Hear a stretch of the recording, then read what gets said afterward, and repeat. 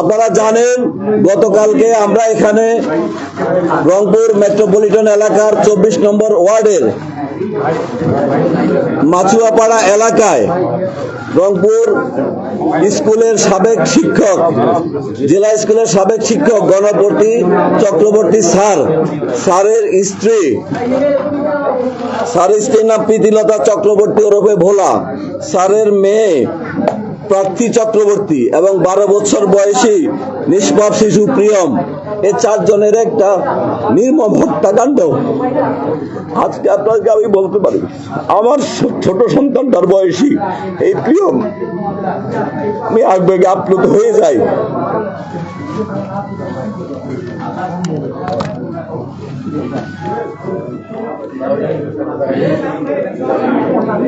এই হত্যাকাণ্ডের পরে আমাদের রংপুর মেট্রোপলিটন পুলিশ, আমাদের সিআইডি টিম, এখানে সুমিত আছেন, আমাদের ডিবির নরেশ, আমাদের এডিশনাল কমিশনার নরেশ আছেন, আমাদের সনাতন ডিবির টিম সহ আমাদের পুলিশের সকল সংস্থা, গোয়েন্দা সংস্থা, মিডিয়া কর্মী, সমাজকর্মী সকলের সম্মিলিত প্রচেষ্টায় আমরা অত্যন্ত অল্প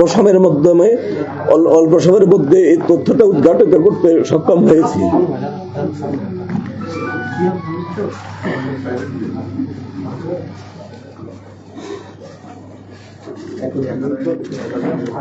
এখানে গণপতি চক্রবর্তী স্যার ছিলেন একটা সম্মানিত লোক। ওনার ফ্যামিলি ছিল, কারোর সাথে কোনো কলহ বিবাদ কিছু ছিল না। তো পার্শ্ববর্তী যে বাসাটা উনি এখানে বাড়ি করেছেন, পার্শ্ববর্তী বাসার উপর দিয়ে 2 জন খুনি, তাদের নাম মুগ্ধ দাস,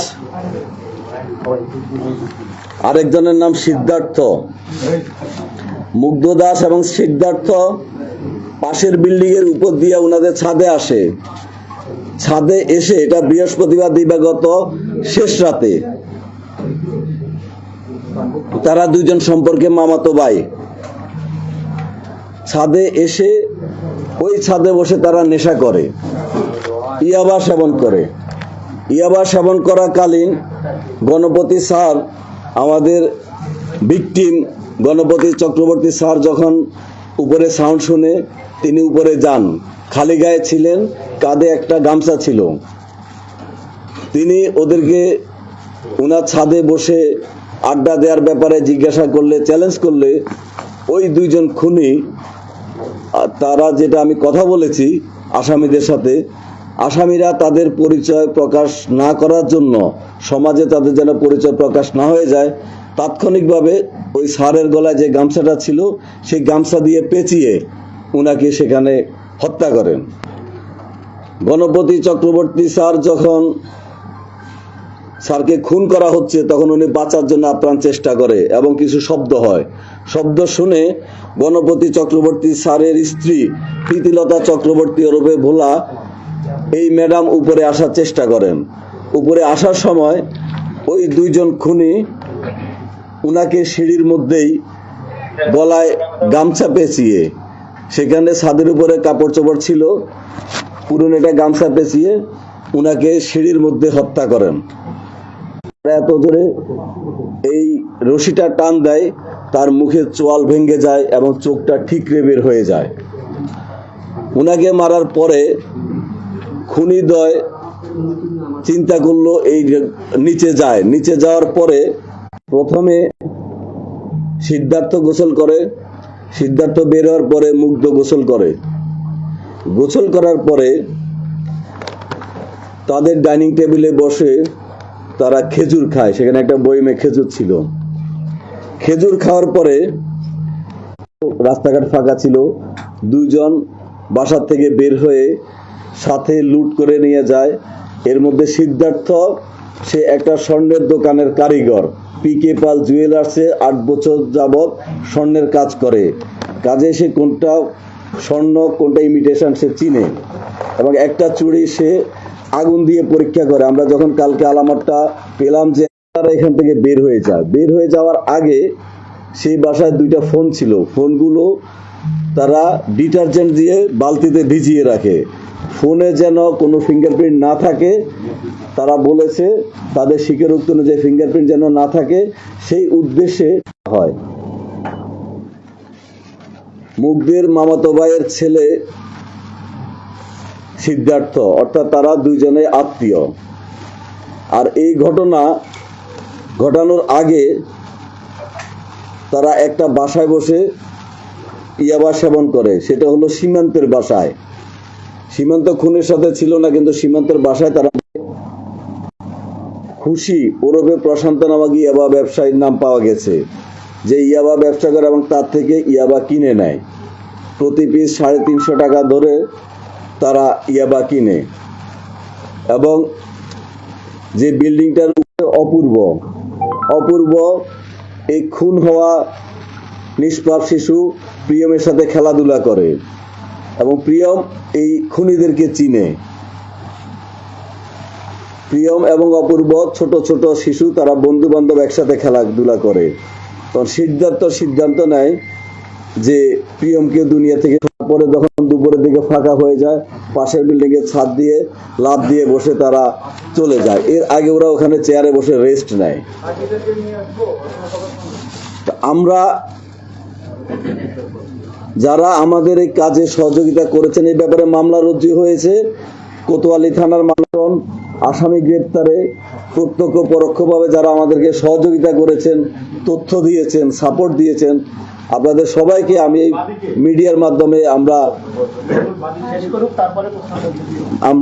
মিডিয়ার মাধ্যমে ধন্যবাদ জানাচ্ছি। মামলার বাদী আমি মাত্র জাস্ট মামলার নম্বরটা আমি আপনাদের মাধ্যমে আমাদের এই দক্ষ টিমকে ধন্যবাদ জানাতে চাই, যারা রংপুর মেট্রোপলিটন পুলিশে একটা টিম ওয়ার্কের মাধ্যমে রংপুর মেট্রোপলিটন পুলিশকে জনগণের সেবক হিসেবে উপস্থাপন করতে পারছে। এই দ্রুততম সময়ে এরকম একটা চাঞ্চল্যকর ঘটনার তথ্য উদ্ঘাটন করা, আমি মনে আমরা যদি দরকার হয় 2-1 দিন পরে আবার আমরা আপনাদেরকে আমাদের তদন্তের অগ্রগতি আমরা জানাবো। সংক্ষেপে বলেন যে এই হত্যাকাণ্ডের মূল মোটিভ ছিল মাদককে বাধা দেওয়ার কারণে হত্যাকাণ্ড হয়েছে কিনা এটি বলবেন। এবং এটা হলো যারা খুনি, এই খুনি মুগ্ধ এবং সিদ্ধার্থ, এরা গণপতি স্যারকে স্যার বলতেন। গণপতি স্যারের নিহত স্ত্রীকে কাকি ডাকতেন। আর মেয়েটার ব্যাপারে কথা হয়েছে, তার সাথে খুব একটা কথা হতো না। ছোট বাচ্চাটাকে তারা প্রিয়ম নামে ডাকতো এবং খেলাধুলা করতো তাদের ছোট ভাইদের সাথে। এরা সবাই একই এলাকার পাশাপাশি এলাকা।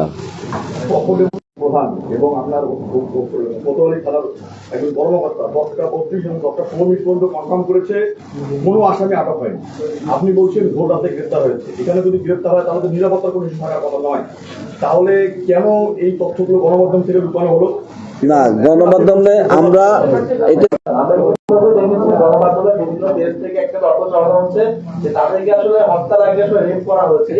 না, হত্যার এরকম রেপের কোনো আলামত পাওয়া যায় নাই। আর উনি যেটা বলছে আমরা কিভাবে তাদেরকে শনাক্ত করেছি, আমরা যে তারা বলছে যে খুনিরা তাদের শরীর খুব উত্তেজিত ছিল, তখন তারা শশা বের করে শশা খায়, এরপরে তারা গোসল করে।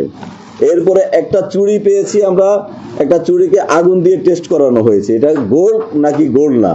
তার মানে যে গোল্ডের ব্যাপারে অভিজ্ঞ সেরকম লোক এখানে জড়িত থাকতে পারে। এইসব তথ্য উপাত্ত বিশ্লেষণ করে আমরা আমাদের কাজে অগ্রগতি হয়েছে এবং আমরা আসামি গ্রেপ্তার করতে সক্ষম হয়েছি। আমরাও বলি, প্রশ্ন করি,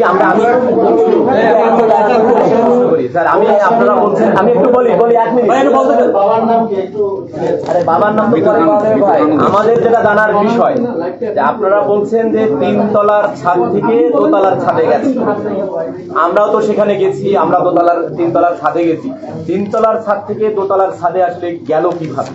সেটা কি লাফিয়ে গেল বা কিভাবে গেল সেটি আমাদের। আচ্ছা, যে দুজন আসামি আর 2 জন মানুষের পক্ষে এই 4 জন মানুষকে এইভাবে খুন করা, এইটা আসলে কোন জায়গার যুক্তি থেকে আসে? আচ্ছা, এই যে 2 জন আসামি অ্যারেস্ট হয়েছে, একজন হলো শ্রী মুগ্ধ দাস, পিতা শ্রী কানু দাস। মুগ্ধ দাসের বয়স 23, পিতা কানু দাস, মাতা সেনারানী দাস। দ্বিতীয় যেটা সিদ্ধার্থ দাস, বয়স 19, পিতা বিনয় চন্দ্র দাস, মাতা পাপড়ি দাস। উভয়ের সাং মাছুয়াপাড়া, কোতোয়ালি থানা, রংপুর মেট্রো। আর এই যে 4টা খুন হয়েছে, 4টা খুন একের পর এক হয়েছে। প্রথমে গণপতি চক্রবর্তী স্যারকে খুন করা হয়।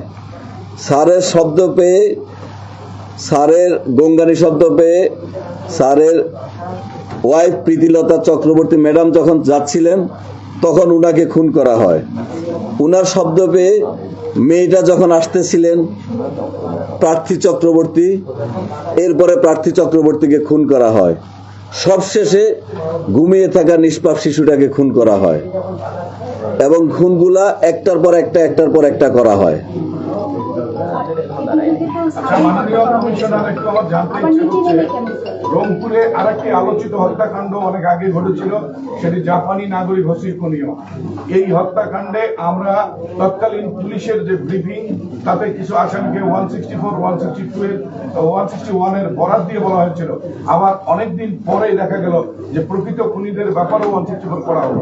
তার মানে প্রথম ব্রিফিংটা ছিল ভুল, বা প্রথম আসামি ধরাটা ছিল ভুল। এই ধরনের কোনো ভুল করছেন না তো? আমি আপনাদেরকে এটুকু বলতে পারি, আমাকে যারা চিনেন আস্থা রাখতে পারেন ইনশাল্লাহ। শুধু এটুকুই বলবো, আস্থা রাখতে পারেন, বাকিটা আপনারা পরবর্তীতে দেখবেন ইনশাল্লাহ। আস্থা রাখতে পারেন।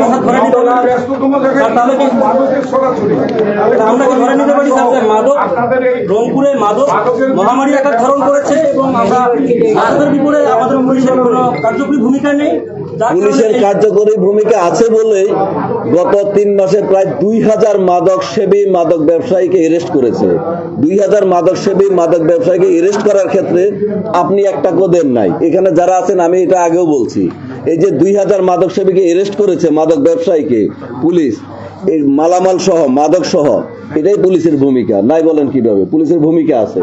পুলিশকে আমি একটা জিনিস বলি, পুলিশকে ছোট করে দেখবেন না, পুলিশের কাজগুলোকে প্রশংসা করবেন, পুলিশের ভালো কাজের প্রশংসা করবেন, প্রশ্ন করার জন্য করবেন না, প্রশ্ন করবেন, ভালো কাজের প্রশ্ন করবেন। হ্যাঁ, আমি তো সেটা বলেছি, আমি তাদের থেকে যা পেয়েছি, আমি কিন্তু যা পেয়েছি, আমি কোনো রাগ ডাক না করে আমি অনেস্টলি বলেছি, ইন্টিগ্রিটি নিয়ে বলেছি। এটা বুঝতে হবে। মাদক, এটা মাদক সেবী যারা, তারা লাফিয়ে নামে, লাফিয়ে উঠে, ওরা বিভিন্ন, হ্যাঁ, একটার পর একটা করছে।